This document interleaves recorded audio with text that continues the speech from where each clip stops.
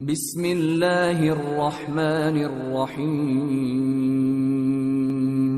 شروع اللہ کا نام لے کر جو بڑا مہربان نہایت رحم والا ہے۔ مومنو، کسی بات کے جواب میں اللہ اور اس کے رسول سے پہلے نہ بول اٹھا کرو اور اللہ سے ڈرتے رہو، بے شک اللہ سنتا ہے، جانتا ہے۔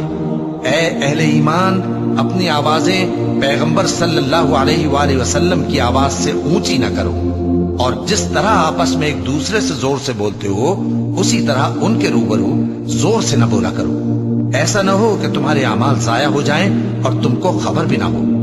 جو لوگ اللہ کے پیغمبر صلی اللہ علیہ وآلہ وسلم کے سامنے دبی آواز سے بولتے ہیں، اللہ نے ان کے دل کو تقوی کے لیے جانچ لیا ہے، ان کے لیے بخشش اور اجر عظیم ہے۔